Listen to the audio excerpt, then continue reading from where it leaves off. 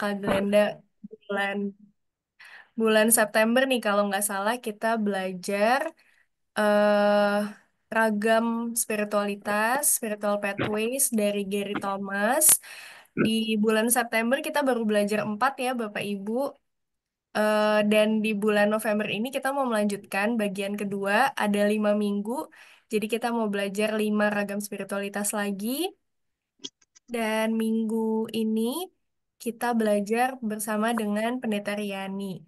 Kita mau belajar tentang spiritualitas indrawi. Nah, karena sudah kenal, jadi kita langsung saja ya Bapak Ibu. Saya serahkan ke Karyani untuk memulai dalam doa sekaligus nanti menyampaikan materi. Silakan Kak. Oke, ya selamat malam Bapak Ibu. Selamat Em, malam. Iya senang sekali bertemu di sini. Kita sama-sama mau belajar barengan. Mari kita bersama-sama berdoa. Kami percaya ya Tuhan bahwa Tuhan hadir bersama kami dan Tuhan akan terus membuat kami semakin mengenal bagaimana cara Tuhan mencintai kami dan bagaimana cara kami mencintai Tuhan. Tuhan. Terima kasih Terima Tuhan, kasih Tuhan. biarlah melalui wadah pertemuan Zoom hari ini, kami boleh semakin belajar bersama. Dalam Kristus kami berdoa. Amin. Oke. Ya, Bapak Ibu, hari ini kan kita akan belajar satu bagian dari satu paket rangkaian tentang spiritualitas. Seperti Bapak Ibu ketahui, spiritualitas itu macam-macam ya definisinya.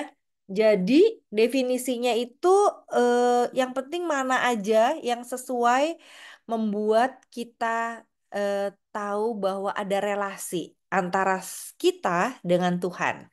Saya lebih suka menggunakan Rebekanye sebagai definisi spiritualitas yang mengatakan bahwa dia seorang pendidik, seorang pengamat, seorang edukator yang khusus di bagian anak. Jadi dia bilang sederhana aja, spiritualitas itu adalah bagaimana Tuhan ada bersama anak dan anak berada bersama dengan Tuhan.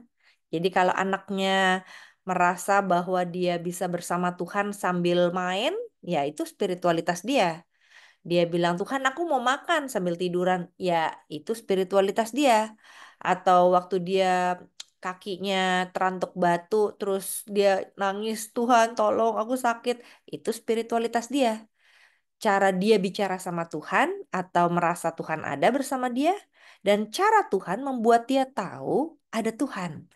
Jadi ada anak-anak yang diajakin sama orang tuanya bikin pojok doa.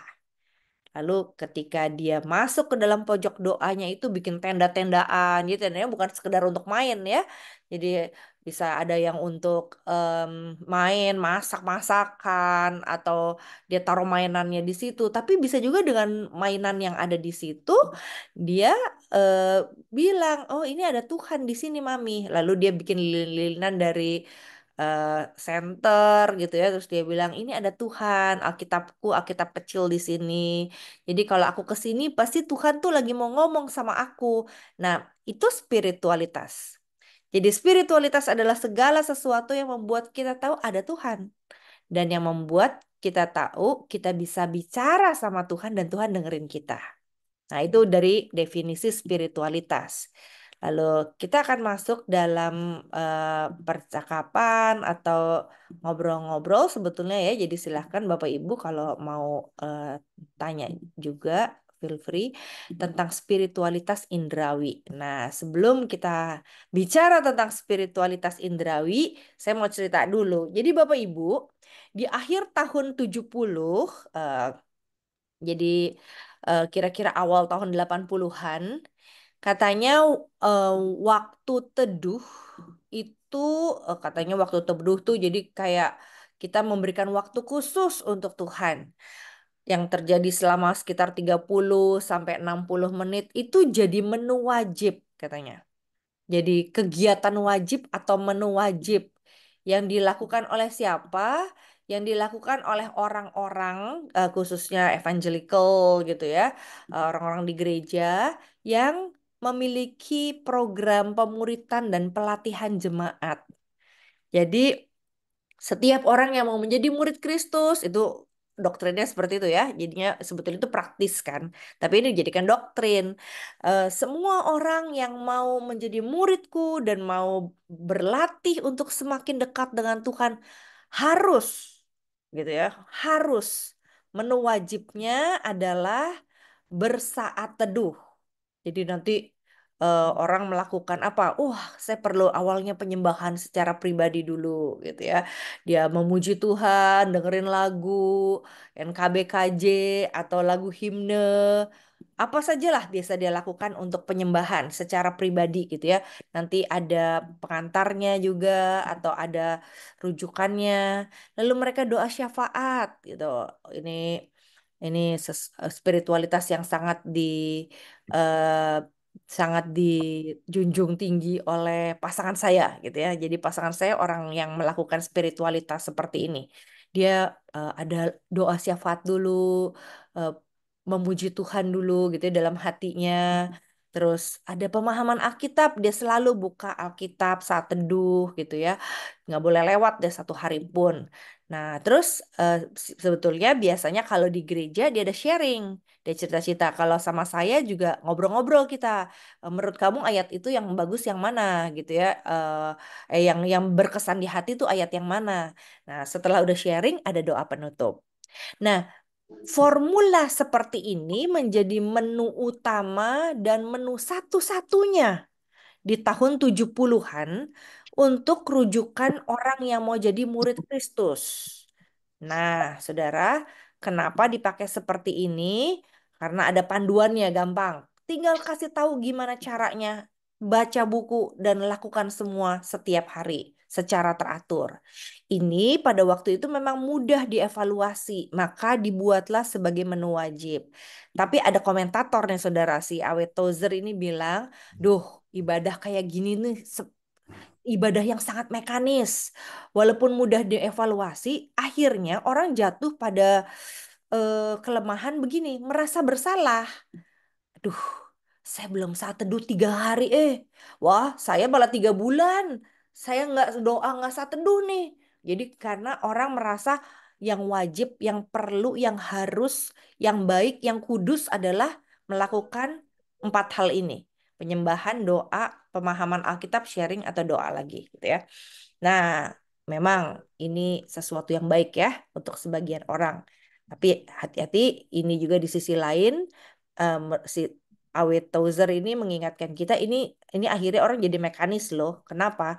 Karena orang-orang yang tidak merasa cocok gitu ya dengan model seperti ini akan mengalami kehampaan rohani. Ya, kenapa? Aduh, gue bosen lah baca begitu doang, nggak dapat apa-apa tiap hari. Nah, ini sisi lainnya ya. Jadi kita nggak bicara ini jelek atau bagus, tapi satu sisi ada orang yang mendapatkan manfaat. Jadi ibadah mekanis seperti ini sangat menolong, gitu ya. Tapi di sisi lain, pertanyaan kritisnya adalah, apakah ini satu-satunya cara ya untuk kita punya asupan gizi rohani? Apakah dengan cara seperti ini kita bisa sehat secara rohani satu-satunya cara? Yang kedua, apakah dengan yang mekanis seperti ini lapar rohani kita terpenuhi? Jadi kayak, aduh kalau saya garing ya, kering ya. Ya iya, kamu belum saat teduh sih gitu ya. Lah, saya udah saat teduh terus buka Alkitab terus tiap hari tapi kok masih rasa lapar gitu ya. Nah, jadi eh, apakah ini benar-benar memenuhi kebutuhan kelaparannya semua orang nih? Ibarat kata saya lapar, ya adanya nasi goreng, ya makan nasi goreng. Kalau nggak makan nasi goreng, kamu kelaparan. Apakah ini satu-satunya makanan untuk gizi rohani kita? Untuk memberikan makanan buat spiritualitas kita atau spirit kita? Nah, ini pertanyaan kritisnya ya. Jadi bukan bicara salah atau benar, tapi bicara ibadah mekanis yang sesuai dengan aturan SOP dan kebiasaan rutinitas sehari-hari bisa sangat menolong untuk sebagian orang. Masalahnya nggak semua seperti itu, ya. Makanya ada pertanyaan kritis seperti ini. Nah, Bapak Ibu, sebetulnya saya bukan cuma ngomong aja nih. saya menjalani ibadah atau model spiritualitas mekanis itu bertahun-tahun, saudara. Mulai dari sejak SMA, waktu saya mulai berniat masuk sekolah teologi, gitu ya. Saya udah mikir, saya mesti rajin saat teduh nih. Kalau nggak lulus nanti mau masuk sekolah teologi nggak diizinin, gitu ya. Nggak bisa lewat lah, gitu. Jadi kan nanti kalau ditanya kan saya jujur gitu. Udah pernah saat teduh kamu gimana? Oh saya rajin tiap hari gitu, pakai our daily bread atau pakai santapan harian gitu ya. Nah, kenapa? Karena saya masuk sekolah teologi yang sangat menekankan pentingnya bersaat teduh mekanis. Nah, ini asrama saya nih Bapak Ibu. Jadi saya dulu tinggal di Bandung.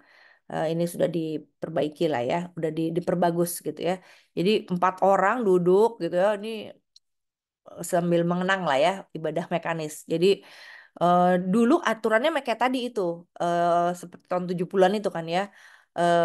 Penyembahan, terus baca Alkitab, doa syafaat, sharing-sharing, doa syafaat lagi. Jadi kami punya tuh setiap hari, tiap pagi itu ada ibadah. Tiap malam ada doa malam bersama dengan teman-teman satu asrama. Ini satu asrama isinya 4 sampai 6 orang dalam satu kamar. Jadi kalau senior katanya tidurnya di bawah, junior di atas naik tangga gitu ya. Jadi kalau berani goyang-goyang dari atas, di bawah yang negur gitu ya. Nah, yang menarik adalah ritual seperti ini dilakukan setiap hari, yaitu kalau di dalam asrama nih ya, di dalam kamar asrama Bapak Ibu, tiap pagi jam 5 itu semua harus bangun. Lipat tangan, tutup mata, berlutut, buka Alkitab saat teduh gitu ya. Nah, yang terjadi adalah ini kan orang kan pada tidur malam-malam kan, anak muda ya Bapak Ibu ya. Anak lulusan SMA, nggak ada orang tua ya, jadi pada tidur malam apalagi berempat. Wah, ngoceh-ngoceh lah itu ya berempat di dalam asrama. Nah, besok pagi ngantuk kan.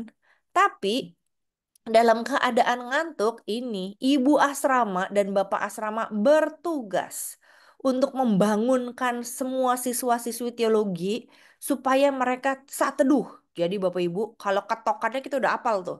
Kalau ketokannya, wah, pokoknya kalau ketokannya tegas itu pasti ibu asrama saya. Dan begitu ibu asrama ketok, langsung kami duduk, lipat tangan, buka Alkitab gitu ya. Nanti kalau ibu asrama udah cek, ya 1, 2, 3, 4, udah satu teduh semua, tutup pintu, kunci pintu lagi, tidur lagi gitu ya anak-anak asrama. Nah itu udah biasa. Nah kenapa? Karena ternyata nggak semua orang, tapi sebagian juga bener-bener kusuk gitu ya. Teman-teman saya beberapa tuh saya lihat, wah dia kusuk banget ya jam 5, setengah 5 dia udah berdoa gitu ya, baca Alkitab gitu. Eh, itu em, menarik sekali buat saya, berkesan lah ya melihat mereka seperti itu. Jadi emang bener rutinitas buat sebagian orang sangat berguna gitu. Bahkan ada teman saya tuh bisa 5 kali berdoa kali ya. Saya lihat dia kenapa berdoa terus gitu ya. Semakin sulit pelajaran di sekolah, semakin banyak berdoa gitu ya. Ada pakai puasa lagi, diajakin puasa. Nah tapi jangan sampai kita lupa.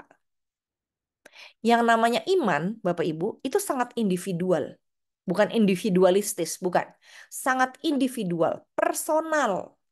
Jadi nih, 4 orang di asrama seperti saya seperti ini Bapak Ibu, belum tentu empat-empatnya lipat tangan tutup mata jam 5 pagi, malam lipat tangan tutup mata, duduk dengan berlutut, lalu saat teduh dengan buku-buku yang ada gitu ya, selalu disisir setiap harinya. Belum tentu.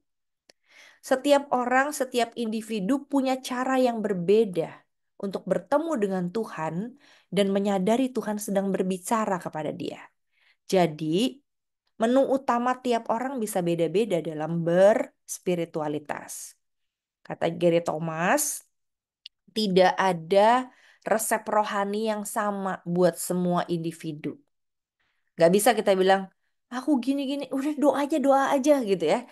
Nah, itu resep rohani namanya. Aduh, saya tuh khawatir kamu nggak baca Alkitab, gitu kan ya. Itu resep rohani.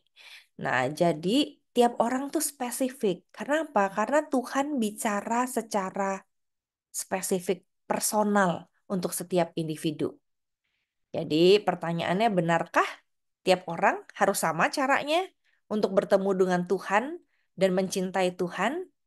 Nah, jadi saya menggunakan ilustrasi yang digunakan oleh Paulus. 1 Korintus 12 ayat 4 mengatakan, ada berbagai karunia, tetapi satu roh. Jadi karunia-karunianya tuh saudara, ada yang karunia mengajar. Itu cara dia mencintai Tuhan ya, melalui mengajar. Ada yang karunia memberi hikmat. Jadi dia berhikmat lah ya setiap kali orang ngomong gitu ya. Curhat sama dia. Dia cuma ngomong satu kalimat. Nggak kayak pengajar. Kalau pengajar kan bisa sejam 2 jam ngomongnya ya. Tapi dia satu kalimat. Tapi berhikmat. Sampai orang ingat banget. Saya ingat tuh si A pernah ngomong kayak gini. Si Z pernah ngomong kayak gitu. Nah, itu karunia. Ada lagi yang karunianya menyembuhkan. Menyembuhkan dia berdoa aja Tuhan tolong sembuhkan. Sederhana. Tapi akhirnya orang berpulih. Bukan hanya fisik tapi juga luka batinnya. Nah karunia yang banyak saudara. Karunia yang banyak itu kan untuk menunjukkan cinta kepada Tuhan. Jadi berarti setiap orang kalau karunianya berbeda, talentanya berbeda, cara-cara mencintai Tuhan yang berbeda, berarti spiritualitasnya beda juga dong ya. Walaupun satu roh yaitu dipimpin roh Tuhan, roh kudus, dan sama-sama mencintai Tuhan Yesus, tapi seperti tubuh Kristus ilustrasinya. Kita bisa beda-beda. Ada mata, tangan, kaki, telinga. Semua disayang Tuhan gitu ya. Nah, kenapa berbeda? Awalnya sih kelihatannya sama ya. Jadi di abad pertengahan Bapak Ibu, Roma Katolik itu punya aturan yang sama, serempak gitu ya, di mana mereka terpusat pada yang disebut dengan altar. Katanya pusat ibadah itu ya mesti di altar. Kenapa? Karena di altar itu lah ada sebuah pelajaran yang sangat bermakna, doktrin yang sangat penting gitu. Nah, lalu ada nih orang Roma Katolik, Katolik Roma yang protes gitu ya. Ya, ini namanya Bapak Martin gitu ya, bukan Om Martin ini ya. Bapak Martin Luther. Dia terfokus pada pengajaran karena aduh saya nggak terlalu memprioritaskan ritual nih. Saya yang lebih penting adalah nih Tuhan mau ngomong apa sih melalui firman Tuhan, maka dia pakai prinsip sola scriptura. Nah, beda sama orang-orang Katolik Roma yang memfokuskan diri pada altar. Buat mereka yang penting tuh ini loh, ini yang penting nih kita menghayati ritual penyaliban Yesus gitu ya. Tapi Martin Luther bilang, no no no no, kayaknya belajar firman tuh lebih penting, pemahaman intelektual tuh lebih penting. Baru setelah itu kita mencintai Tuhan, baru setelah kita paham seperti apa Tuhan, kita bisa melakukan sesuatu yang baik untuk Tuhan. Nah, Literal saudara, ini jangan Campbell. ditabrakkan mana yang benar, mana yang salah. Kenapa? Karena ternyata cara kenal dan menyayangi Tuhan itu berbeda-beda, termasuk cara menerima cinta Tuhan. Nah, ini pendahuluannya ya. Jadi John Wesley, eh, si bapak gereja ini dari Anglikan, dia tadinya punya keyakinan Bapak Ibu. Landasan iman tuh yang penting kita punya disiplin batin. Ya itu ya kayak saat teduh, terus kita benar-benar hidup taat pada Tuhan dengan melakukan hal-hal yang rutinitas. Jangan sampai ini salah, itu salah, itu lakukan yang salah, keliru. Sesuai aturan deh, semuanya sesuai aturan. Nah, lalu begini, dia kan udah pikir disiplin tuh penting ya, disiplin batiniah khususnya ya mencari Tuhan. Tiap pagi, tiap malam, tiap siang gitu. Nah, satu kali dia jalan-jalan. Dia plesir lah, plesir di samudra luas. Jadi lintas samudra gitu ya. Nah, lalu di lintas samudra itu si John Wesley rupanya ketemu kaum Moravian. Ya, eh, kaum Moraviannya nggak terlalu penting pelajarannya apa, tetapi praktisnya adalah si Moravian ini waktu mengalami badai yang besar di tengah laut gitu bersama si John Wesley, lah kok John Wesley bilang, lah kok dia mulai tenang ya, orang-orang ini kok bisa tenang ya dengan gagah berani menghadapi maut, menghadapi badai yang besar gitu ya. Nah, sejak itu John Wesley mulai disadarkan, oh, ternyata selain disiplin batin ada juga yang perlu juga loh. Ini bukan yang less atau kurang penting, tapi justru ini yang selama ini saya nggak lihat, yaitu apa? Yaitu batinnya ini yang penting mesti ditransformasi. Bukan masalah harus melakukan apanya, tapi batin saya mesti diperbaharui. Dan cara diperbaharuinya adalah melalui berbagai beda cara. Moravian beda, Wesley beda. Semua orang punya cara yang berbeda. Gitu. Nah, dari sini terbuka matanya Wesley kan. Gak bisa, ternyata bukan cuma satu cara, yaitu disiplin batiniah yang penting dalam hidup kekristenan. Tapi yang paling dasar, jadi bukan perilakunya gitu ya, saudara. Kalau di mental kan ada perasaan, pikiran, dan perilaku. Yang penting tuh bukan perilakunya dulu yang kita atur, tapi batinnya dulu. Terjadi perubahan batin itu penting.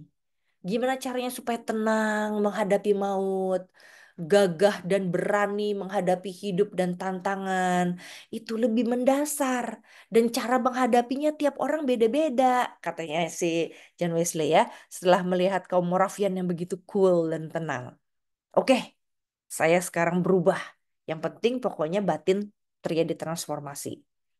Nah, jadi Bapak Ibu itu kan dasarnya ya. Jadi beda aliran, beda cara nih gitu.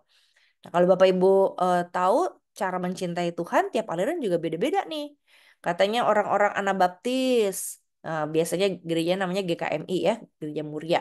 Mencintai Tuhan lewat realitas batinnya. Tenang gitu ya. Beribadah dengan tenang. Lalu mereka bilang kita tunggu Roh Kudus bicara apa pada kita. Tenang gitu ya, mereka hening gitu. Nah, beda dengan gereja Pentakosta klasis, klasik. Pentakosta klasik tuh tahun 1900-an tuh mulai dengan ada pendeta metodis rupanya juga mengalami transformasi batin ya. Lalu dia sadar bahwa eh bukan cara seperti yang ini nih, model metodis nih. Saya kayaknya cocok lebih model Pentakosta nih. Caranya apa? Saya harus dapatin karunia-karunia seperti yang di zaman Pentakosta gitu ya. Lalu dia mulai cari kapan apa memiliki karunia bernubuat, karunia menyembuhkan, karunia mengusir setan. Wah, ini nih yang di zaman Pentakosta para rasul dapat juga murid-murid Tuhan. Saya juga perlu tuh dapetin itu. Untuk apa? Supaya saya bisa mencintai Tuhan. Beda ya. Nah, GKI beda lagi nih. Ayo kita semakin mencintai Tuhan dengan melayani masyarakat, dengan pelayanan sosial. Ada bakso katarak sebisa mungkin. Kalau bisa 1.000, kita 1.000 deh layaninya gitu ya. Sekarang 50 masih butuh pasien, 50 lagi. Kita terus berdoa supaya semakin banyak orang yang mengalami cinta Tuhan. Karena itu cara kita mencintai Tuhan. Jadi beda-beda. Gereja Ortodoks, tak beda lagi. Mencintai Tuhan lewat ibadah rutin. Caranya gimana tuh gereja Ortodoks mencintai Tuhan lewat ibadah rutin? Berabad-abad bahkan sudah disusun caranya. Nah ini mereka ada yang kalau pas mau kebaktian harus sentuh beberapa benda dicium. Kalau Bapak Ibu tahu ya ibadahnya tuh nanti waslapnya dicium juga gitu. Mendengar lonceng gereja teng tong, kita juga masih ada ya di GKI. Teng tong teng tong lonceng gitu. Loncengnya macam-macam lah ya, ada yang asal ngegebuk gitu yang penting bunyi, ada yang dibikin indah sekali loncengnya. Terus ada juga yang mesti bagus nih ritualnya, yang dilihat tuh mesti enak lah dipandang mata. Ada baju imam, ada ornamen, ada mozaik yang tentang kemarin saya ke gereja Katolik gitu ya, pernah sama anak saya lihat. Jadi saya kasih tahu ini nih ya, mozaiknya ya. Bagus banget nih, di setiap pojokan tuh dia punya pojok doa, wakil-wakil dari gereja-gereja di negara-negara lain gitu ya. Misalnya, oh ini nih sumbangan dari siapa? Ada mozaik yang ini kelahiran Yesus, ini Yesus di bait Allah, ini Yesus disalib. Lalu pojok doa yang lain ada mozaik Tuhan Yesus ada berdoa Taman Getsemani, Tuhan Yesus dikhianati, Tuhan Yesus eh, dikubur gitu ya. Nah, itu itu ketika indah melihat mosaik-mosaik yang indah itu membuat mereka tuh bisa lebih kusuk berdoa. Lalu ada lagi mereka punya ritual menghirup dupa. Jadi dupanya ditaruh bahkan bahkan kalau di ibadah-ibadah kedukaan juga ada dupa gitu dari depan sampai belakang diputerin juga tempat peti jenazahnya gitu kan ya. Lalu setiap ada perjamuan kudus setiap minggu atau dalam sakramen yang diadakan. Ya, jadi ini berabad-abad dilakukan sebagai apa? Sebagai cara gereja atau umat mencintai Tuhan. Beda-beda caranya kan ya. Nah, ini cara GKI Pondok Indah mencintai Tuhan dengan menari ya.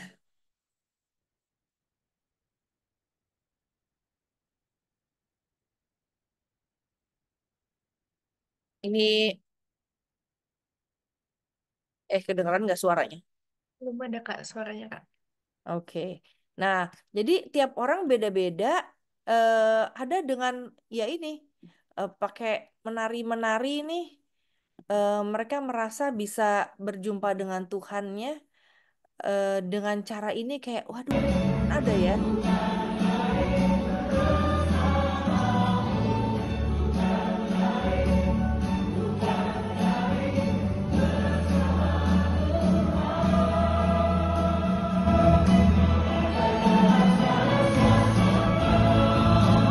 Kalau boleh semua orang yang kebaktian diajakin nari gitu ya sama panitia ini waktu itu bulan keluarga ya. Oke, ini kan cara gereja kita. Nah, saya pernah ke gereja, ini satu gereja anak saya nih. Nggak boleh di apa di videoin banyak-banyak kayaknya. Jadi, wah ini saya senang banget.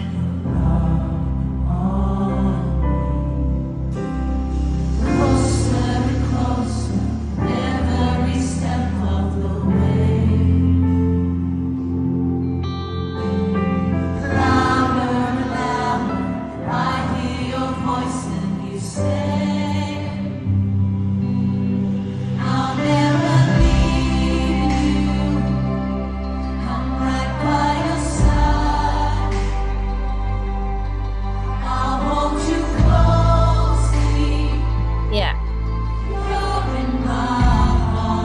ya dengerin itu tuh saya eh wah benar-benar merasa kayak udah berada di surga gitu ya dengerin lagu itu. Saya suka lagu slow soalnya. eh Nah, saudara tiap orang tuh beda-beda. Nah, ini untuk masuk pada Gary Thomas, dia bilang itu jalan kudus. Saudara nggak suka dengan yang nyanyi kayak tadi nggak apa-apa, saya suka gitu ya. Anak saya juga suka banget gitu. eh Tunggu, kok saya nggak lihat ya, saudara-saudara gimana? Oke, jadi setiap orang tuh beda-beda. Nggak apa-apa saudara nggak suka dengan cara yang tadi terakhir. Sukanya lebih menari-nari dalam hujan gitu kan ya. Atau eh saudara suka yang to God be the glory, great things he had done gitu ya. Itu lebih ke Mars gitu ya. Nah, beda-beda ibadah nggak apa-apa. Tapi menurut Gary Thomas itu sama-sama yang disebut jalan kudus. Jalan kudus bukan hanya dalam mengasihi Allah, tapi sebelumnya mengalami Allah. Jadi jalan kudus itu apa sih? Jalan yang memisahkan kita dengan dunia ini supaya kita merasakan dekat dengan Tuhan. Nah, makanya ada buku Sacred Pathways ini. Kita sudah mendengarkan di 4 sesi yang lalu model spiritualitas aktivis, kontemplatif, antusias, tradisional. Jadi semua benang merahnya ada pengalaman unik membuat atau mengalami Taman Getsemani yang berbeda-beda. Dalam Lukas 22 ayat 39 dikatakan lalu pergilah Yesus keluar kota dan sebagaimana biasa ia menuju Bukit Zaitun. Nah, dia berdoa, dia kusuk di sana. Nah, orang bilang itu bukan orang, Gary Thomas bilang itu Taman Getsemaninya tiap orang bisa beda-beda. Nggak harus ke Taman Getsemani seperti Yesus, Bukit Zaitun. Lo kita sama seperti Yesus seperti di gambar-gambar belum tentu ya sama gambar-gambar kan berdoa berlutut di batu gitu ya, dengkulnya bisa sakit dan semua. Tapi tiap orang punya Getsemaninya sendiri nih, punya Yerusalemnya sendiri gitu. Nah, em, menarik sekali bahwa Gary Thomas mengacu juga pada Carl Jung. Si Carl Jung ini mengembangkan 4 profil tabiat kita. Jadi Bapak Ibu bisa beda-beda ya. Konfigurasi antara 8 tipe gitu ya. Nah, misalnya ada orang yang suka sendirian. Kebayangkan kalau berdoa rame-rame tapi dia orangnya introvert. Ya nggak bisa, dia nggak bisa kusuk. Ada satu orang yang saya ajakin berdoa, saya mending berdoanya sendiri karena saya personal merasanya deket bicara sama Tuhan. Oh nggak apa-apa gitu ya. Atau ada orang yang ekstrovert, dia seneng ngobrol, ya dia seneng doanya barengan. Kamu doain saya ya, oke oke oke saya doain kamu gitu ya. Nah itu sambil ngobrol-ngobrol, gitu ya. Ini dua orang yang berbeda, ya jadi nggak bisa disamain dong. Lalu ada orang yang eh, kepribadiannya atau tabiatnya itu senang dengan sentuhan, dengan sentuhan. Jadi saya nggak tahu apakah saudara senang sentuhan apa enggak. Orang-orang yang senang dengan sentuhan itu dia kalau berdoa sambil pegang sesuatu yang halus, bantal, tutupan selimut gitu kayak rasa didekap oleh Tuhan. Apalagi pegang bantal guling atau pegang boneka yang besar gitu ya. Aduh, kayaknya tuh rasa didekap Tuhan tuh lebih nikmat gitu. Tapi ada juga orang yang senang berubah-berubah katanya gitu ya. Hmm, jadi dia eh, bukan hanya berubah-berubah tapi berinovasi. Jadi kalau hari ini berdoanya atau ketemu Tuhannya ngobrolnya di tempat tidur, besok di ruang makan, besok lagi di mobil, besoknya lagi lebih enak di kamar mandi, nggak apa-apa juga gitu. Dia berubah-berubah. Nah, tapi kan kalau dibalik ya repot ya. Kayak tadi yang sendirian jadi ngobrol, berdoa bersama nggak bisa. Ada kalau Bapak Ibu tahu di sebuah gereja, kalau berdoa tuh rame-rame. Biarpun 10 orang kita sama-sama ngomong. Semua ngomong berdoa gitu ya. Buat saya itu seru banget, saudara. Tapi kalau tanya sama orang introvert, aduh saya pusing tuh, gitu ya. Pusing tuh kalau doa rame-rame kayak gitu. Nah, ada lagi juga orang yang suka konsisten. Konsisten berarti kemarin melakukannya di sini dan jam segini. Besok jam segini juga sama. Besoknya lagi sama. Ya setahun ya sama jam segini terus gitu. Eh, jadi ya dia perlu model spiritualitas bertemu Tuhannya secara konsisten. Atau yang lain lagi, dia suka melakukan atau karakternya atau tabiatnya itu senang menggunakan rasa. Kalau saya nggak rasa, ya saya nggak bisa ngomong. Kalau nggak suka, ya saya nggak mau deket-deket, nggak mau ngobrol. Nah, sama ke Tuhan juga. Kalau saya nggak rasa, pengen ngomong sama Tuhan, saya nggak bisa ngomong gitu. Malah nanti aneh, formal. Nah, oke, dia pakai rasa. Ada itu dominan rasa ya. Ada yang senang dengan aturan, nggak bisa. Saya konsisten dan pakai aturan. Jadi kalau doa ya jam 5 jam 5. Nggak bisa 5 seperempat, nggak bisa 5 seperempat. Ada tamu, ya jam 5 dulu berdoa. Nanti tamunya suruh nunggu gitu ya. Nah ada yang senang spontan. Jadi ada tamu ya dia ketemu tamu dulu. Ada yang apa tiba-tiba mau ke kamar mandi ya kamar mandi dulu gitu ya. Nanti aja kalau udah ada waktu spontan ya saya ketemu Tuhan atau mikir sesuatu tentang Tuhan. Nggak apa-apa beda-beda. Nah, dalam satu keluarga juga bisa beda. Makanya suami istri kadang-kadang suka bingung kan kayak saya tuh aduh Bu Pendeta tolong dong. Saya doakan pasangan saya ini kayaknya tuh nggak mau saat teduh loh gitu ya. Nah, sebetulnya pertanyaannya kan apa dia mengalami pembaharuan batin, transformasi batin. Jangan terfokus pada ritualnya aja gitu. Kenapa? Karena modal kelima yang kita lagi membicarakan hari ini adalah spiritualitas indrawi.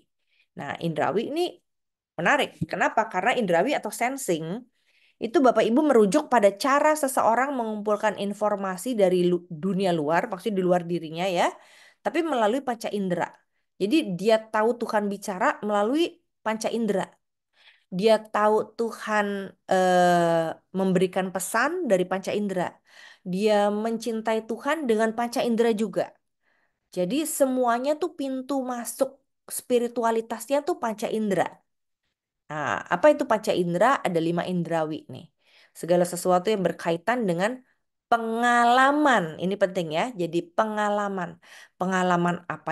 Mata, apa yang dilihat. Pengalaman hidung, apa yang dihirup.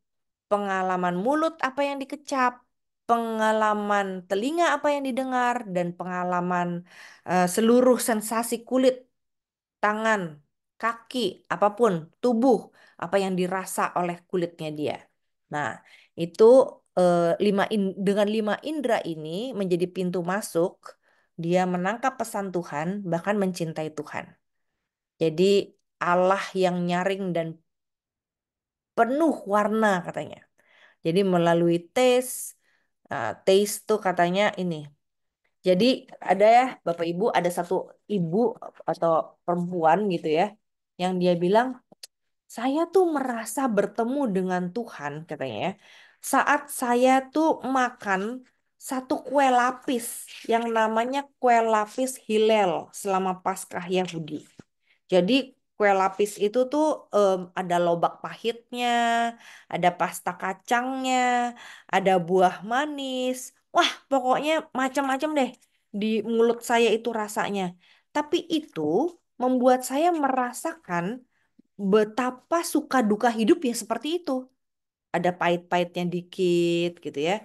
Nah, ini saya tuh sebetulnya tak pikir-pikir, lihat-lihat dari asesmennya, saya kok lebih ke spiritualitas indrawi ini gitu ya. Jadi eh, makan pare gitu ya. Saudara, saya tuh dulu nggak suka pare, tapi sekarang jadi suka gitu. Nggak tahu saudara suka pare apa enggak ya.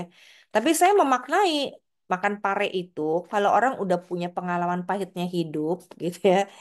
Baru tuh dia suka makan pare. Kalau dia nggak pernah merasakan pahitnya hidup, siapa sih yang mau makan makanan pahit gitu ya? Tapi saya merasa pare itu walaupun pahit enak, apalagi kalau yang masaknya juga enak gitu ya, walau saya nggak bisa masaknya. Nah, jadi sama itu saya mengerti kenapa seorang perempuan Yahudi tuh dia nulis tentang makan kue lapis Hillel selama masa Paskah Yahudi katanya. Kenapa? Karena paduan-paduan itu semua rasa kue lapis itu membuat dia dan lingkungannya gitu ya em, merasakan hubungan antara duka cita dan sukacita katanya. Jadi dia merasakan dalam makan itu kebenaran, muncul kebenaran. Jadi dia lucu ya, dari makan dia mengalami kebenaran Tuhan gitu, menyadari sebuah kebenaran Tuhan. Ya salah satunya itu bahwa oh ya dalam hidup ini ada suka duka ya. Makanya di Paskah juga ada sukacita, tapi juga ada sedih karena kematian dan penyalipan Yesus gitu. Dia bisa memaknai dan menghubungkan apa yang dia makan. Ini anak saya banget juga nih. Saya suka bilang, Dek, kamu sukanya tuh spiritualitasnya apa ya? Kayaknya aku sensing loh, Mami. Kenapa? Aku tuh merasa kalau dikasih makan enak itu seperti ada di surga, katanya gitu ya. Nah, nanti kita lanjutin lagi ya. Jadi ada penjelasan yang lain lagi. Nah, terus melalui penglihatan Thomas Sutherland, gitu ya, katanya dia tuh hampir bunuh diri, saudara. Tapi waktu dia tiba-tiba dapat penglihatan, kayak di bayangannya gitu ya, dia melihat istrinya, anak-anaknya nggak jadi bunuh diri tuh, sehingga dia merasa bahwa wah, Tuhan bicara nih sama saya nih melalui penglihatan itu, yang smell.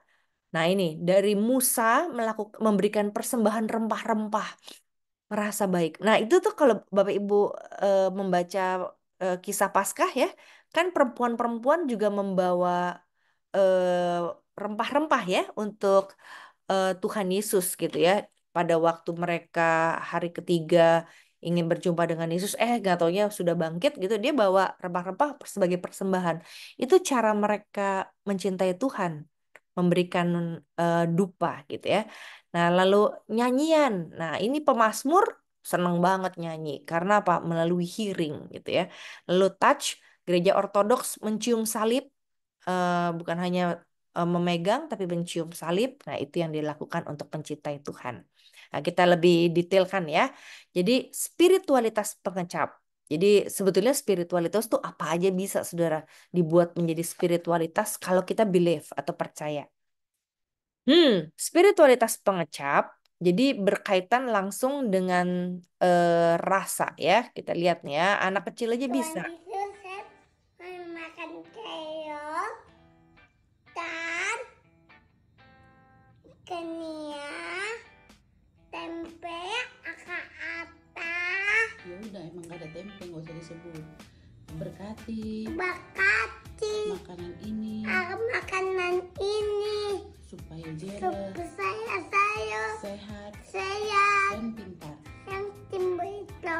Haleluya. Iya, Puji Tuhan. bisi tua. Amin. Amin. Yang menarik ini ini biasa kan anak-anak belajar nyanyi itu belajar berdoa waktu makan biasa. Tapi saking menghayatinya dia bilang apa dia bilang nggak ada apa nggak ada tempe dia bilang gitu ya. Itu bagian dia menghayati spiritualitasnya loh. Mungkin kekecewaan dia karena dia suka tempe tapi mamahnya nggak kasih tempe sampai mamahnya bilang nggak usah sebut tempe nggak ada tempenya katanya mamanya gitu. Jadi, dia menghayati ya spiritualitas pengecap gitu. Jadi itu kurang buat dia gitu ya. Jadi waktu saudara minum kopi, enaknya gitu ya. Itu bagian dari spiritualitas kalau kita memaknainya. Kalau kita menerima pesan Tuhannya. Kalau kita menghayati ada orang yang suka bagi-bagi kopi ke orang lain gitu ya. Kenapa? Karena dia merasa itu cara dia mencintai Tuhan. Lalu ini beda lagi nih. Ah, Oke dia mga punya banyak babies, anjing maglalagay semuanya na po diajakin tayo ng suruh food sebelum ha. makan berdoa. Hmm, Bago tayo kakain. apa nggak kedengeran ya? Kedengeran nggak sih? Tadi kedengeran nggak? Kedengeran Kak, cuman agak Kedengeran. kecil. Kecil ya suaranya saya juga nggak ngerti kenapa kecil itu. Jadi oke, sorry. Jadi ini sorry, ini agak-agak. Hmm. Oh ya, oke. Kenapa ini? Sebentar. Oke, Okay mga babies, maglalagay na po tayo ng food ha. Bago anjingnya tayo semua disuruh makan, suruh kakain. berdoa dulu sebelum. Okay Anjing mga saya juga tuh. babies, kakain na po tayo pero magpe-pray muna tayo ha. Okay, Pray halika na, katanya. halika na, magpe-pray na tayo. In Jesus' Lipat tangan. name, Amen. Okay mga babies, kakain na po tayo. Amin Magbibigay na po katanya. si Kalau ada Mama kata ha. amin baru boleh makan. Very good naman ng mga babies Jadi ni ini cara Mama. dia. Jadi jangan pikir Oh, di ba? anjingnya yang Nag-iisip berdoa, pala yung mga tapi yan. dia Very good. menghayati Very good, Oni. taste atau makan sebagai cara dia membawa eh, siapa yang disayanginya, anjing-anjing itu yang disayanginya untuk mencintai Tuhan juga gitu. Jadi kita tidak menghayatinya bahwa anjing ntar jadi mikir anjing masuk surga berdoa, bukan dianya. Dia yang mengajak anjing-anjing yang disayangnya itu untuk mencintai Tuhan. Ya nggak apa-apa dong, itu hak dia gitu ya. Nah, jadi spiritualitas makan itu berbagai aspek yang berkaitan dengan makan. Mulai dari apa? Makna simbolik makan bersama. Makanya ada orang yang yuk kita makan-makan Natal gitu ya. Saudara jangan lihat kita kenyang di hari Natalnya, tapi makna simbolik dengan makan, kita bersyukur karena Tuhan sudah memberikan banyak berkat sepanjang tahun ini dan akhirnya kita bersama-sama celebrate kebaikan Tuhan dengan makan. Maka kita banyak sekali ya perjamuan kasih gitu kan. Itu kan spiritualitas makan. Biarlah Tuhan memberkati. Kalau di asrama saya tuh makan bersama. Spiritualitas makan kita sama-sama bersyukur. Makannya kalau di asrama saya waktu itu saudara ya semangkok bakso ya bakso aja tuh makan. Seorang 2 biji cuman saya sampai hitungin. Ini satu orang 2 biji ya. Iya. Berapa orang yang nggak makan di meja saya ya? 5. Berarti saya dapat 10 nih gitu ya. Nah itu spiritualitas makan saya. Jadi hitung-hitung dulu. Tapi eh, berdoanya selalu biarlah percakapan di seputar meja makan menjadi berkat dan membawa damai sejahtera. Nah, itu ya kita. Jadi ada simbolik makan, tapi juga dari makan kita dapat berkat. Lalu ada pengaruh makanan terhadap jiwa. Jadi Orang Kristen mestinya cari makanan-makanan yang membuat jiwanya tuh sehat juga gitu. Jadi jangan kebanyakan gluten atau makan kebanyakan terigu terus nanti jadi energik gitu ya, terus jadi marah-marah, kebanyakan makan sambal mungkin jadi perut sakit. Jadi dengan makan kita juga melakukan yang Tuhan mau loh. Kita mencintai Tuhan. Saya malah suka tunggu ini praktek makan yang berhubungan dengan faktor batin dan jasmani. Jadi spiritualitas makan itu juga waktu kita makan, kita perlu eh, care sama others. Jadi jangan makan seluruhnya dihabisin. Itu juga bagian dari spiritualitas kita kalau kita mau memaknainya bersama Tuhan. Nah, jadi em, saya sendiri spiritualitas makan saya, saudara saya mencoba untuk belajar ya dengan hormat pada pengusaha all you can eat gitu ya. Tapi saya merasa bahwa makan all you can eat itu kurang dekat dengan spiritualitas saya karena makannya kan sepuasnya kan. Kalau all you can eat, ngapain bayar 200.000 tapi makan secukupnya. Padahal kan firmannya kan berikan kami makanan yang secukupnya gitu ya. Jadi kalau bisa sih saya nggak makan all you can eat gitu ya, karena saya nggak mau makan sekenyang-kenyangnya, makan ya secukupnya gitu ya. Itu bagian dari spiritualitas taste saya. Nah, beberapa spiritualitas taste juga adalah bukan hanya melalui makan, tapi ingat kita mau makan enak atau kita enak makan. Kalau kita makan enak, kita pilih-pilih aduh, makan apa yang enak, yang mahal, tentu yang bergizi ya. Tapi kalau enak makan adalah menikmati berkat Tuhan. Biar makan tempe aja, itu spiritualitasnya tuh bisa kayak, aduh makasih Tuhan. Kayak suami saya juga sukanya tempe gitu ya. Tempe mau dibuat apapun, pokoknya dia suka gitu ya. Jadi, aduh makasih Tuhan makan tempe gitu ya. Jadi enak makan. Jangan sampai kayak anak bayi dipaksa makan sampai dia tidak merasakan spiritualitas makan karena terpaksa makan. Lalu gimana caranya? Aduh, ini nanti perlu ada sesi tambahan lagi untuk yang ngajarin cara makan enak ya, enak makan. Bayi-bayi makan enak makan gimana nih gitu ya.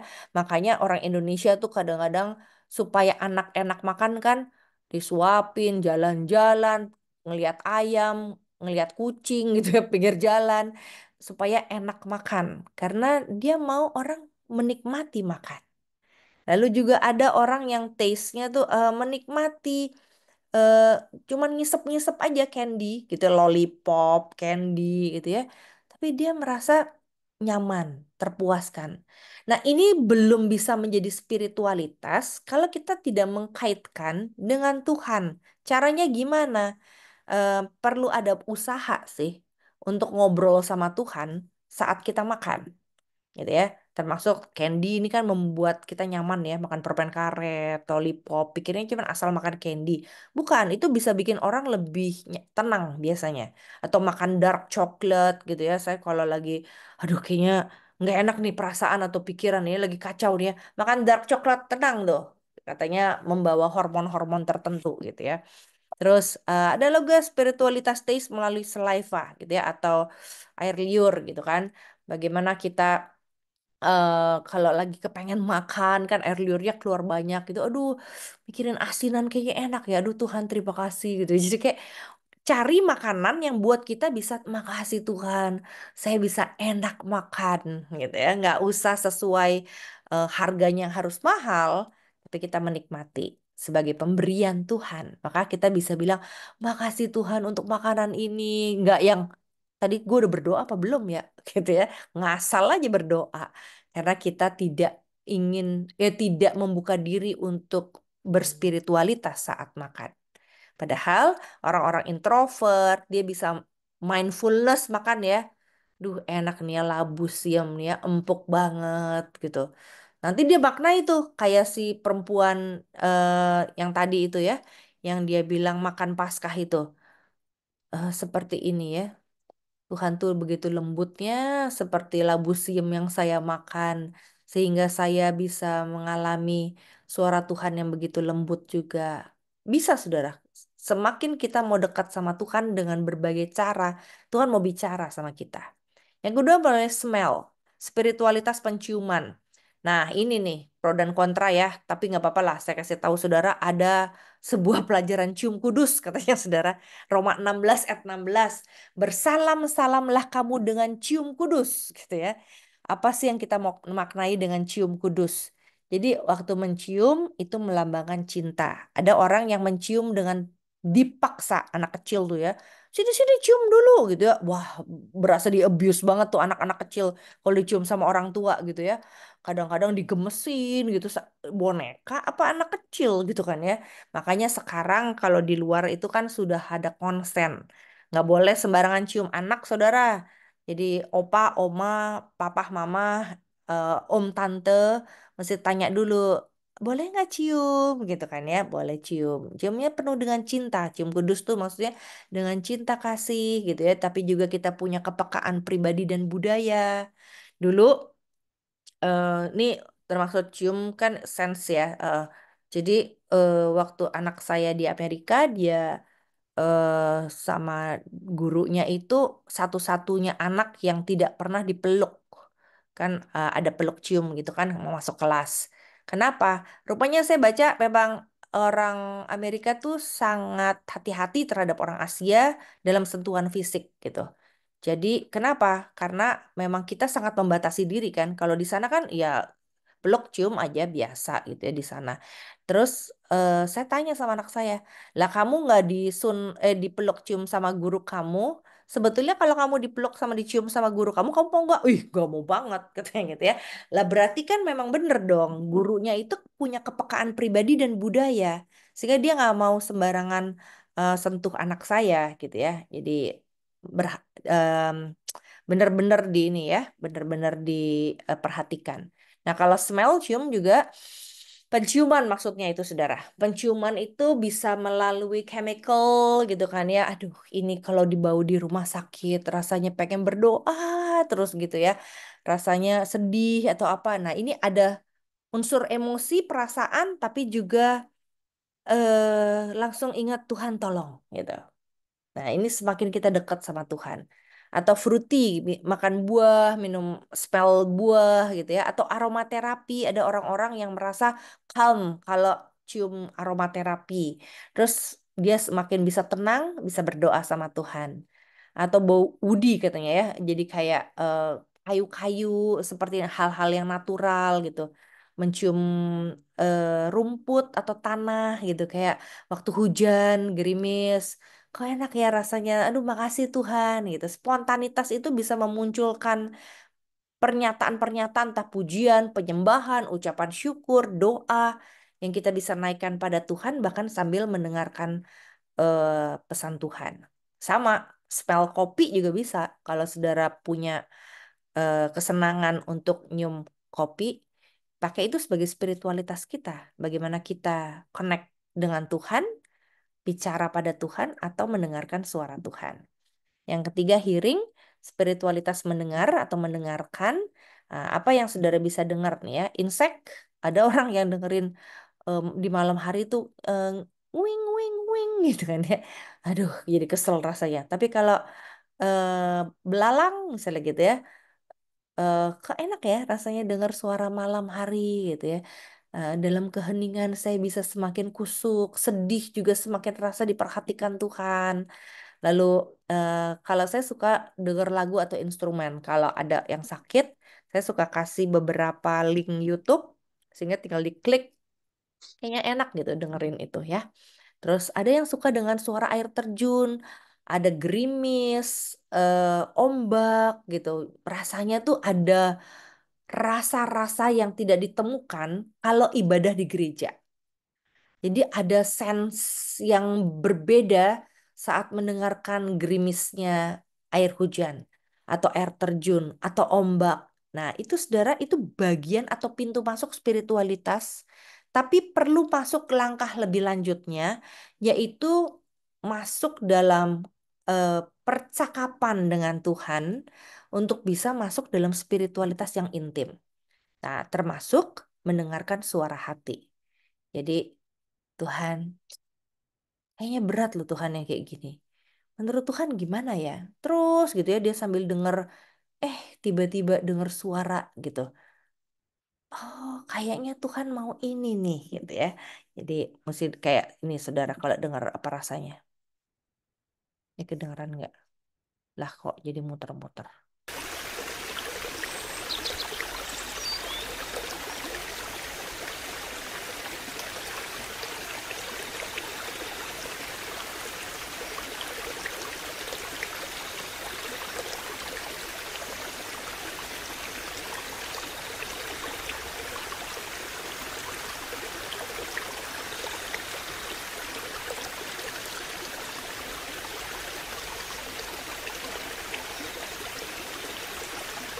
Ada orang yang cuma duduk begini aja saudara mendengarkan ini dia rasa tenang. Itu. Ini gabungan antara spiritualitas sensing dengan alam ya kalau ini.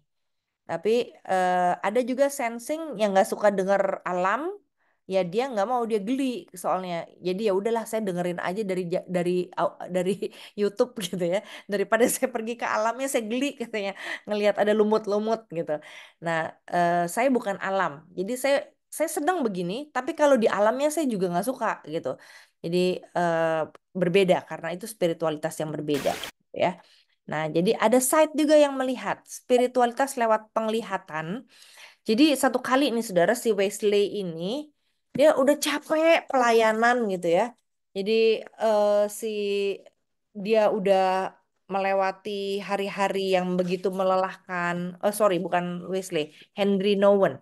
Jadi em, dia kan lagi nulis tentang kehidupan spiritualitasnya gitu saudara.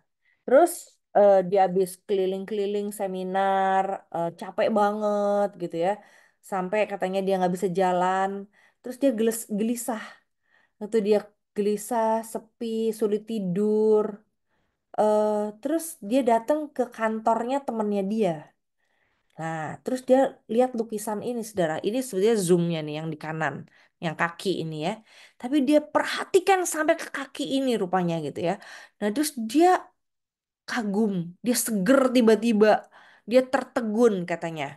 Lalu dia bilang sama temennya, duh, indah sekali ya lukisan ini, lebih dari sekedar indah. Lukisan ini tuh pengen bikin saya nangis, tapi juga tertawa lepas katanya. Kenapa? Lukisan ini sangat menyentuh lubuk hati saya. Kayaknya nggak bisa diungkapkan dengan kata-kata. Sampai akhirnya ngelihat lukisan ini, dia bilang, ini kan lukisannya Rembrandt ya. Lukisan Rembrandt ini menyisakan kesan yang sangat mendalam di jiwa saya. Jadi lebih daripada cuman dukungan emosional yang pernah saya terima dari banyak orang gitu ya. Tapi membuat saya bersentuhan dengan sesuatu di kedalaman hati yang selama ini begitu larut dalam kesibukan. Jadi saya rasa sibuk tapi dengan lihat ini tuh saya kayak rindu rumah, home katanya. Tapi apa? Home yang kekal. Ini kalau saudara tahu nih kisah anak hilang ya. Si anak hilang bapaknya rangkul anaknya gitu ya. Wow, keren banget ya. Ada seorang bapak yang mau menerima anaknya yang udah kumuh kayak gini gitu ya. Jadi saya mungkin dalam kesibukannya si Hedri Nowen terus dia bilang, aduh saya pengen dirangkul Tuhan deh seperti ini. Nah, ini ya, saudara. Jadi ini spiritualitas apa tadi nih namanya? Sight ya, dia melihat tapi merasa dirangkul oleh Tuhan. Jadi merasa didekap oleh Tuhan. Maka berkaitan dengan touch ini. Jadi touch ini bukan hanya sentuhan, tapi juga olahraga. Nah, saudara ada nggak saudara yang, aduh saya udah lemes ya, butuh healing, cari tukang pijat gitu ya. Nah, sambil pijat, saudara jangan cuma menikmati pijatnya, tapi bicara sama Tuhan, cari pesan Tuhan. Sehingga waktu seger juga benar-benar dapat pesan Tuhan apa dalam hidup. Maka ada juga banyak orang olahraga ya. Untuk apa? Waktu dia olahraga kan secara nggak sadar tubuh, pikiran, jiwa, pengalaman masa lalu gitu kan ya. Itu menjadi di apa balance kan atau diseimbangkan satu dengan yang lain. Kalau saya, saudara, lepas ini buat saya yoga adalah sebuah olahraga biasa, tapi perlu menggunakan pengaturan nafas yang baik gitu ya. Waktu saya pernah rajin ikut yoga, itu menjadi cara saya pemulihan, healing time. Kenapa? Karena yoga itu saudara, kalau saudara berdiri seperti itu perlu balancing. Bisa jatuh kalau saudara nggak balancing antara pikiran, perasaan, dan masa lalu. Jadi menariknya, ini kan kaki kiri diangkat. Tapi kalau saudara kaki kanan diangkat, sebaliknya belum tentu bisa balance seperti ini. Nah, waktu kita nggak balance, saya gunakan waktu itu untuk bertanya sama Tuhan, Tuhan, apa yang mesti saya beresin Tuhan? Kok saya bisa nggak balance nih antara kaki kanan sama kaki kiri? Terus tiba-tiba teringat saudara pengalaman masa lalu yang nggak enak. Nah, saya doakan tuh, aduh Tuhan, saya ternyata masih kesel ya sama orang itu. Tolong ampuni ya Tuhan, ampuni saya, ampuni orang itu, berkati saya, berkati orang itu. Saudara, itu amazingly loh, menakjubkan banget. Saya tuh jadi bisa lebih tegak berdirinya dengan berdoa seperti itu. Nah, itu pengalaman saya berpulih melalui olahraga. Termasuk ketika saya ini treadmill, saudara. Waktu treadmill itu hal yang paling menyenangkan untuk bisa berdoa satu pokok doa aja cukup. Aduh Tuhan, kenapa sih nih orang kayak begini Tuhan? Saya berdoa ya Tuhan, tolong dong Tuhan. Terus saya mulai membayangkan kan sambil treadmill tuh. Kan kalau treadmill itu kan saudara kita nggak perlu lihat ada lobang, ada polisi tidur, ada ada becek, nggak usah, lempeng aja gitu ya. Nah waktu lempeng itu saya langsung kayak Tuhan tolong ya Tuhan, saya berharap, saya membayangkan gitu ya. Dalam doa biasanya saya banyak menggunakan bayangan, imajinasi. Saya berharap Tuhan ini terjadi loh. Jadi nggak usah pakai kata-kata, cuman bayangan aja. Ini terjadi seperti ini loh Tuhan. Wah senang banget kalau itu terjadi ya Tuhan gitu ya. Nah terus udah tuh tiba-tiba udah setengah jam gitu ya. Setengah jam berdoa berarti kan. Tapi satu dua pokok doa gitu. Nah ini melalui itu ya. Melalui tadi sentuhan. Tantangan kaum indrawi, nah ini sekarang kesimpulannya. Spiritualitas indrawi. Tantangan kaum indrawi itu menyembah tanpa keyakinan. Karena indera tuh bisa menipu kita ternyata. Nah ini ironinya ya, bukan terfokus pada pencipta, tapi pada ciptaan. Jadi waktu kita seneng ngedengerin lagu gitu, dengerin lagu-lagu rohani, kerennya lagunya, dia ngomong apa? Nggak tahu lah, pokoknya gue nyanyi aja gitu ya. Nah, hati-hati. Itu bias dari spiritualitas indrawi. Nah, tantangan dari spiritualitas indrawi adalah, menurut Gary Thomas, menyembah tanpa keyakinan. Jadi, asal nyanyi aja, pokoknya lagu apa itu nggak tahu lah, pokoknya gue nyanyi aja, enak melodinya. Atau mengidolakan keindahan. Jadi maksudnya kita nggak relasi sama Tuhan nih. Tapi yang penting kita ke puncak, yuk healing yuk ke puncak gitu ya. Tapi waktu ke puncak kita nggak connect sama Tuhan. Ya pokoknya makan-makan, udah seger-seger pulang suntuk lagi makanya. Nggak healing itu namanya. Itu pelarian dengan cara ke puncak, bukan healing. Kalau healing itu kita masuk ke pengalaman yang menyakitkan, mendoakan, berbicara sama Tuhan di dalam pengalaman itu, terus terjadi sesuatu yang bertransformasi batiniah yang tadi itu ya. Lalu menyembah ibadah, maksudnya bukan menyembah Tuhannya. Kenapa?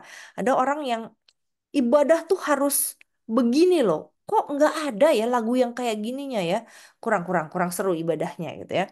Jadi kita menjadi terikat terhadap sensasi ibadahnya. Nangis-nangis, teriak-teriak, lompat-lompat gitu kan. Oh, spiritualitas sensing ya atau indrawi. Kita suka begitu. Tapi sebetulnya kita nggak tahu pesan Tuhannya apa. Ya nggak apa-apa, pokoknya nangis aja gitu. Nah, hati-hati itu ya. Jadi spiritualitas indrawi, orang-orang yang punya spiritualitas indrawi itu sulit ibadah biasanya kalau tempat ibadahnya kotor, gak teratur, ada bau-bau yang gak enak, dia terganggu tuh. Tapi dia perlu belajar untuk fokus bukan pada tempat, bukan pada apa yang diciumnya, tapi lebih kepada pesan Tuhan. Dimaknai aja kalau bau gitu ya. Tuhan, dalam keadaan gak enak, saya tetap berharap Tuhan bicara pada saya, walaupun ini bau Tuhan gitu ya. Jadi penglihatan, pendengaran, pengecapan, raba, dan penciuman itu sebenarnya karunia kan saudara. Jadi kalau saudara punya kepekaan sensing ini, indrawi, itu karunia. Bukan godaan dari si jahat untuk kita menjauh dari Tuhan. Jadi jangan sampai kita makan sepuasnya, sampai kita nggak kenal Tuhan, nggak dengar Tuhan pesan apa buat kesehatan kita. Jangan sampai kita dengar yang nggak benar, gosip dan sebagainya, sampai kita menjauhi orang, membenci orang, bahkan tidak bisa mengampuni. Jangan kita makan, eh, melihat sesuatu gitu ya, sampai akhirnya menjadi batu sandungan, nonton-nonton yang nggak benar, sampai kita nggak peduli Tuhan ngomong apa, orang lain perlu dipedulikan lebih daripada yang lain gitu ya. Atau raba, jangan sampai kita salah raba atau salah pegang sehingga kita abuse atau tidak menghargai orang lain. Jangan sampai kita salah mencium sehingga akhirnya kita mencium dengan tidak terhormat, atau kita smell something tapi kita nggak mau merubah sesuatu yang tidak baik dalam penciuman kita itu karena kita tidak mau belajar pesan Tuhan di dalamnya apa. Nah, saya mau akhiri dengan sebuah lagu, sorry, sebuah lagu yang buat saya ini sangat berkesan dalam pergumulan saya sebagai seorang sensing atau indrawi. Ini lagu yang membantu keluarga kami saat bergumul. Mari kita nikmati lagunya.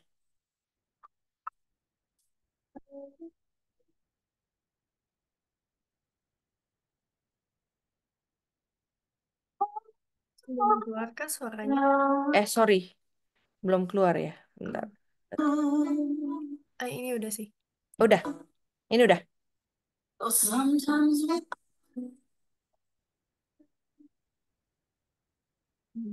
Hilang lagi Kak, sorry. Oh, sorry. Jadi saya harus masuknya. Oke. Ini terakhir buat menutup. Oke.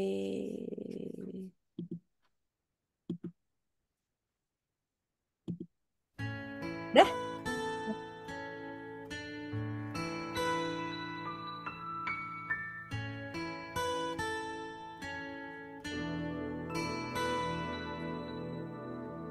All things work for our good, though sometimes we can't see how they could. Struggles that break our hearts in two sometimes blind us to the truth. Our Father knows what's best for us. His ways are not our own. So when your pathway grows dim and you just can't see him, remember you're never alone.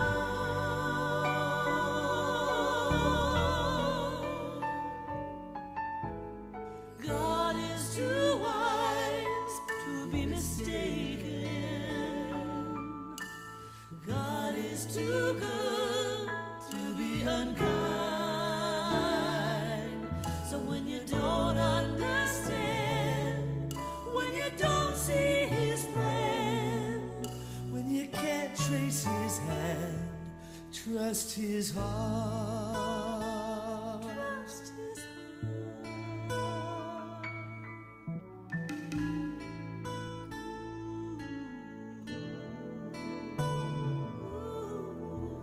He sees the master plan.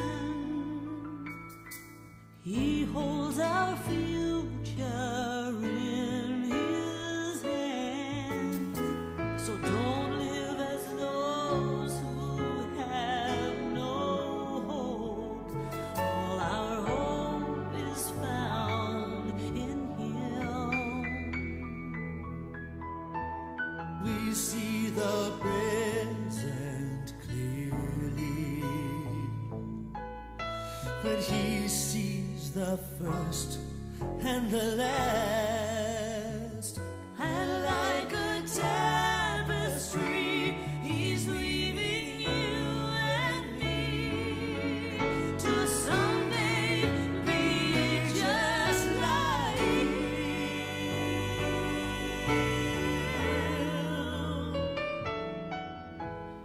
God is too wise to be mistaken.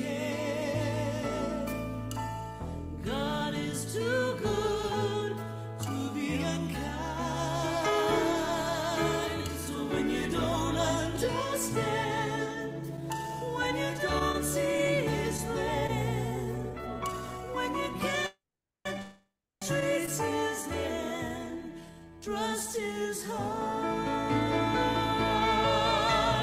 He alone is faithful and true. He is faithful. He alone knows what is best for you.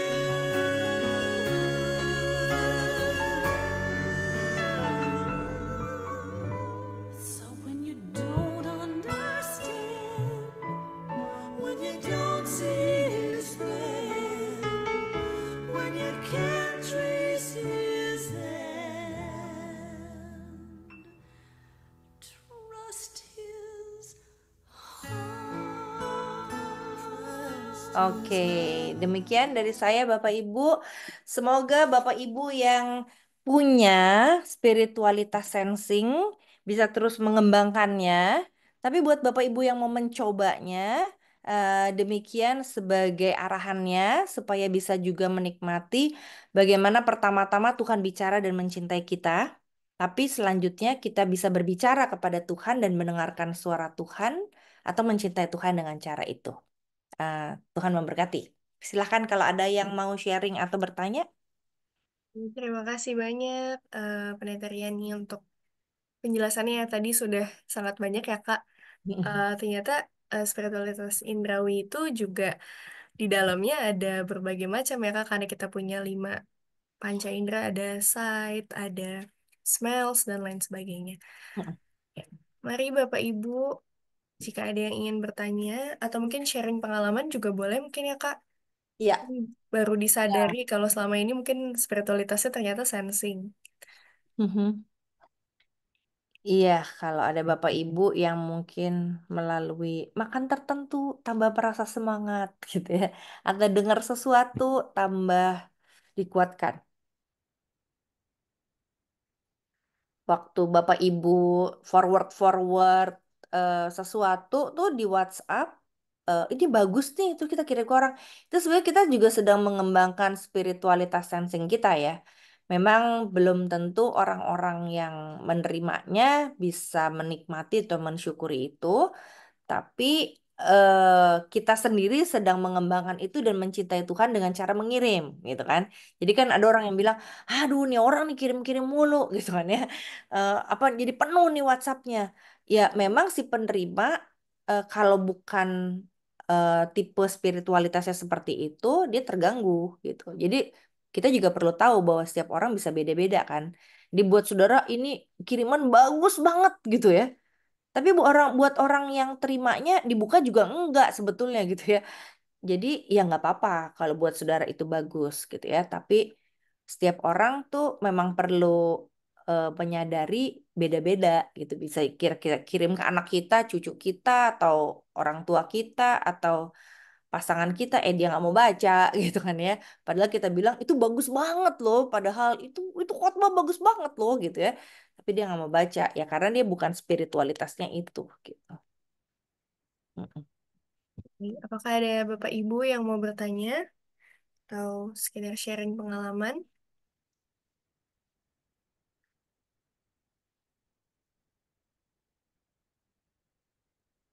Kak, mungkin kalau dari aku sendiri tadi ada satu pertanyaan sih. Di dalam spiritualitas sensing ini kan tadi ada sight, kemudian smells, hearing, dan lain sebagainya. Berarti dimungkinkan juga seseorang itu hanya hanya memiliki sebagian, jadi nggak semua panca indera. Mungkin dia cuman smiling atau mungkin dia cuman sight gitu. Kira-kira mungkin nggak Kak? Atau biasanya semuanya tuh saling terkait kalau misalnya dia sensing. Oh, oke. Eh, Sebetulnya sensing itu kan berkaitan dengan 5 panca indera itu ya. Jadi dia indrawi itu berkaitan satu dengan yang lain. Cuman ada yang dominan mungkin ya. Saya sukanya cuma dengar aja, tapi saya nggak suka dipeluk-peluk. Tapi konfigurasinya juga bisa ada ini Kak. Eh, Misalnya emang saya punya trauma dipeluk atau trauma disentuh. Tapi kalau saya menyentuh bantal, itu saya lebih suka. gitu. Boneka saya peluk-peluk, tapi saya nggak suka disentuh-sentuh orang gitu ya. Nah, itu bisa berkaitan dengan itu, tapi biasanya connect tuh satu dengan yang lain, cuman dia spesifik kan kebutuhannya gitu ya. Jadi kalau kayak saya sensing ya suka pijet, suka mijet.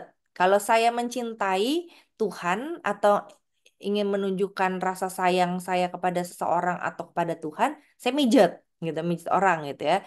Nah, terus itu biasanya keluar juga dari sensing tuh dari hati ya. Nah, lalu kan itu kan yang nang skin gitu ya. Terus penciuman saya juga terganggu tuh kalau ada yang bau-bau misalnya gitu ya. Tapi juga tidak suka dengan bau minyak wangi misalnya gitu. Saya lebih suka bau apa tuh nama minyak angin, apa minyak apa? Minyak aromaterapi lah maksudnya gitu ya. Jadi kan spesifik tuh minyak wangi nggak suka tapi aromaterapi suka. Nah gitu. Jadi nanti ada dia lebih spesifik sukanya yang seperti apa gitu. Memang sangat personal ya Kak, akhirnya Personal. Heeh. bisa berkaitan juga dengan tadi trauma-trauma tertentu. Iya, iya, iya. Pak Martin mau bertanya Pak? Iya, Ya eh silakan. Betariani, selamat Ya Om, malam. Saya tertarik malam. dengan spiritualitas makan tadi ya. Ya, sebetulnya itu sebetulnya hal yang istimewa ya kalau kita eh, eh, menghadapi spiritualitas makan ya. Mm-mm. Terutama apalagi kalau ada makanan yang cukup enak ya di depan meja kita, misalnya Ya. pada ulang. Dan saya ingat bahwa di meja makan kita itu ada ikan, ada telur, ada Hmm. daging hewani, dan kita harus ingat bahwa pada waktu saat kita makan, kita harus bersyukur karena ada korban yang harus merelakan untuk kita santap pada saat itu. Ikan Mm-mm. harus dirinya, ayam harus, saya senang telur, ayam yang harus mengorbankan telurnya adalah itu adalah embrio, di mana Mm. dia harus menciptakan keturunan-keturunan baru, tapi kita nikmati telurnya. Dan begitu juga dengan daging Mm. ayam. Ya. Kita ingat bahwa ada korban yang dipersembahkan buat kita, kita Mm. nikmati. Sebetulnya dalam kita bersantap makan itu spiritualitasnya harus luar biasa karena kita merasakan bahwa ada sesuatu yang mengorbankan yang harus kita nikmati pada saat itu. Jadi menurut saya itu spiritualitas yang tidak asal-asal saja kan kita kadang-kadang Mm. makan-makan itu enak tapi Ya, ingat korban yang harus diberikan kepada santapan kita. Itu yang pertama, nanti yang kedua nanti akan saya tutup. Itu aja dulu penetarian tanggapan saya. ya, ya, ya.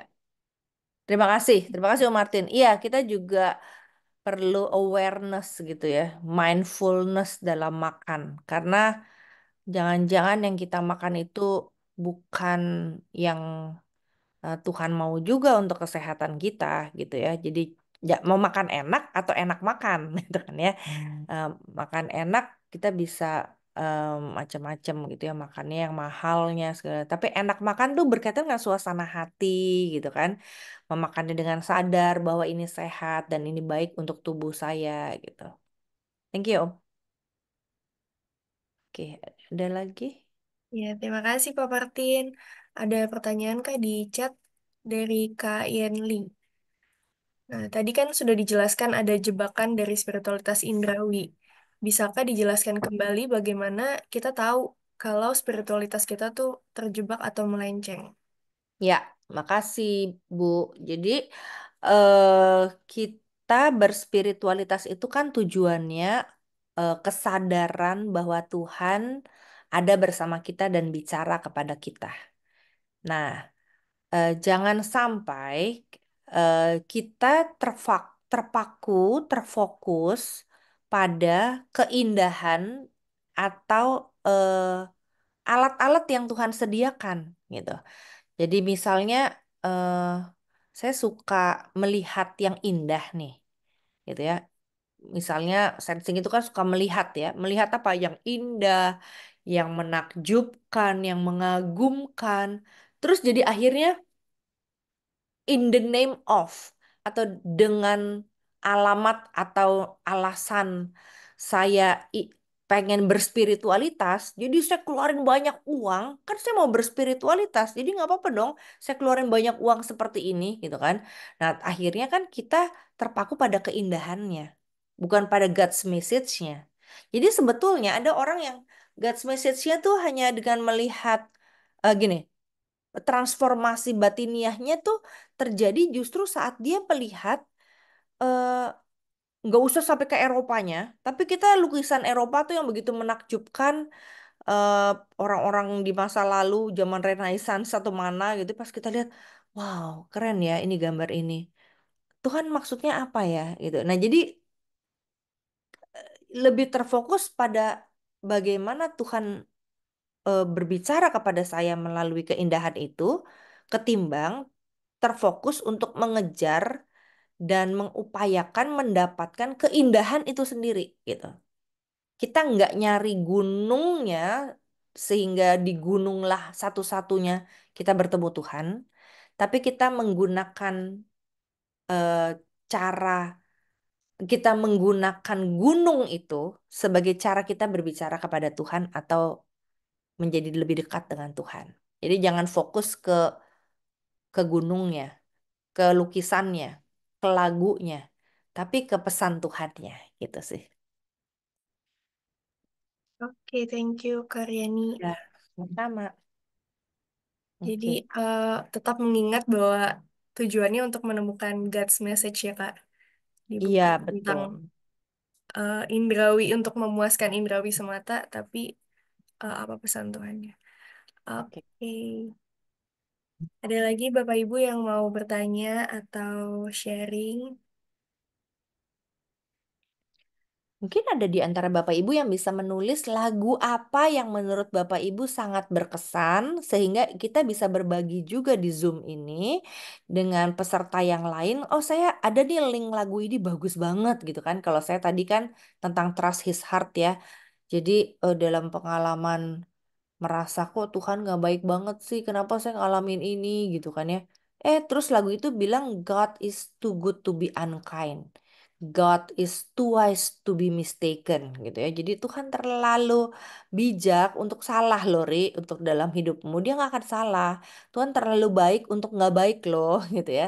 Nah, saudara bisa tolong tulis sebelum kita mengakhiri.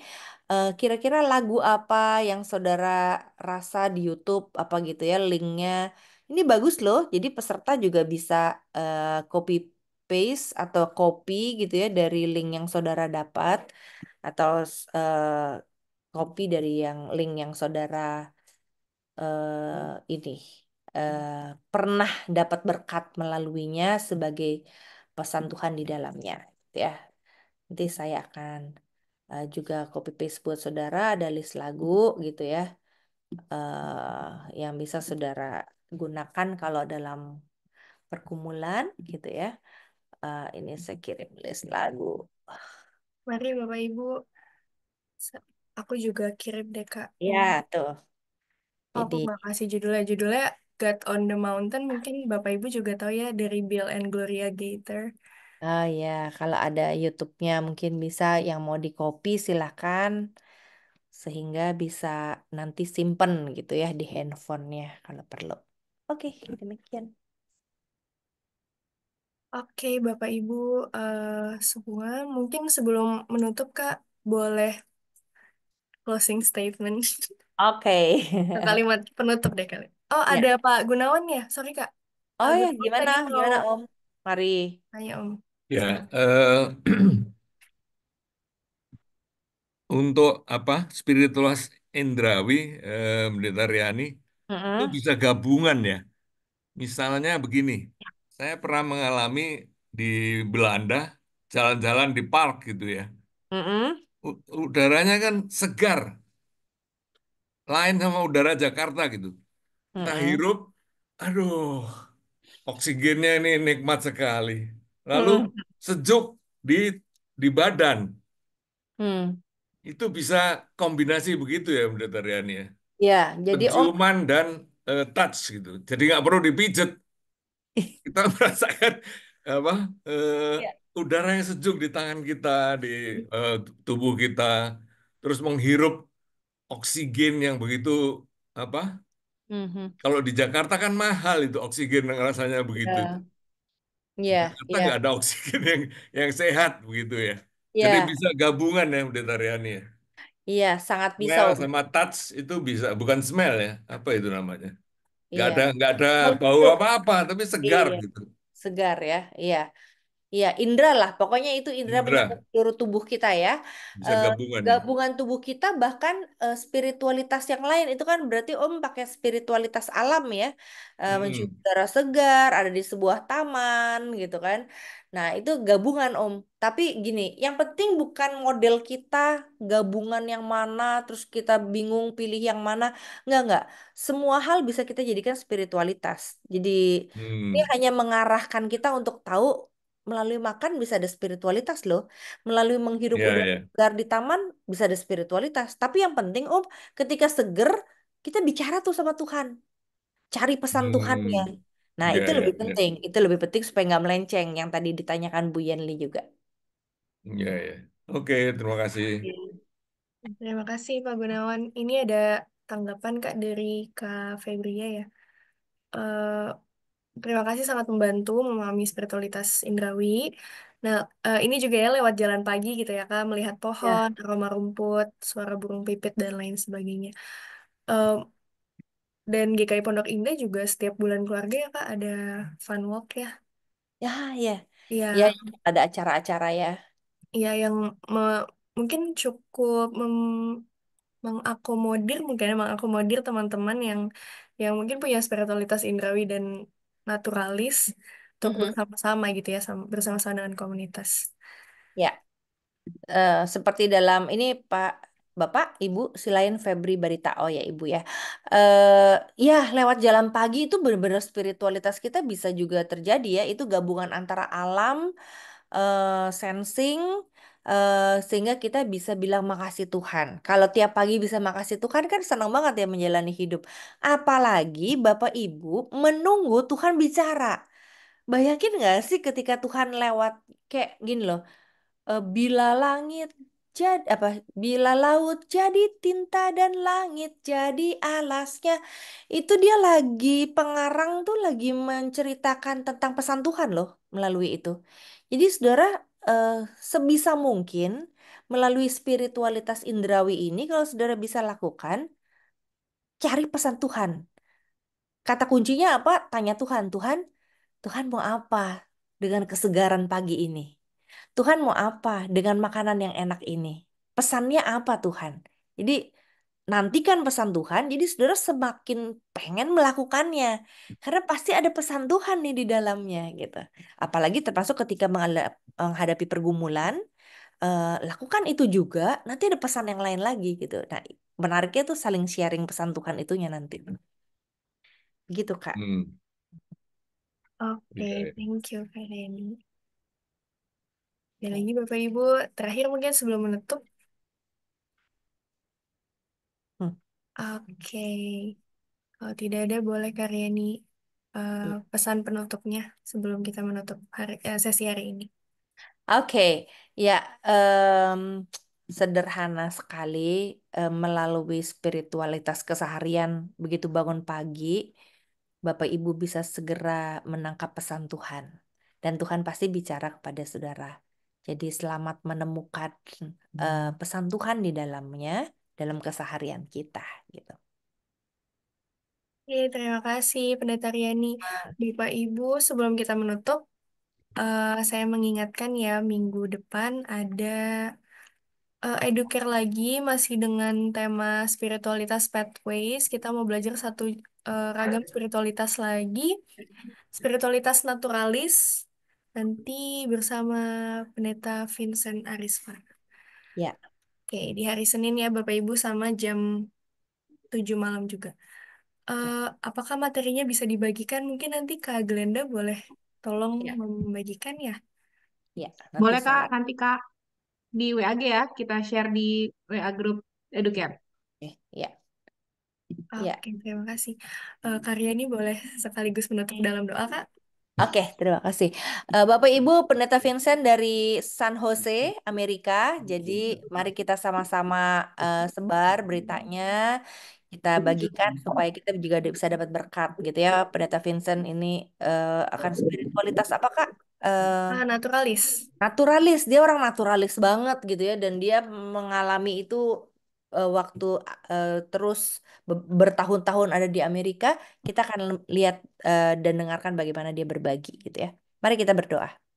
Kami percaya bahwa Tuhan hadir bersama kami di seluruh tubuh kami. Dan itu sebabnya Tuhan ada di ujung kepala kami sampai ujung kaki kami. Kami percaya Allah bekerja, Allah menolong kami untuk terus bisa menangkap pesan Tuhan melaluinya. Kami berdoa, ya Tuhan, biarlah Tuhan sendiri hadir bersama kami semua dalam suka maupun duka, dan melalui spiritualitas indrawi ini Tuhan berbicara. Dalam Kristus kami memohon. Amin. Amin. Terima kasih banyak, Karyani. Terima kasih banyak, Bapak Tuhan Ibu. berkati Bapak Ibu. Nih, terima kasih Kak Terima Kristi. kasih. Terima Terima kasih kasih. Karyani, Bapak Ibu terima kasih. Kasih.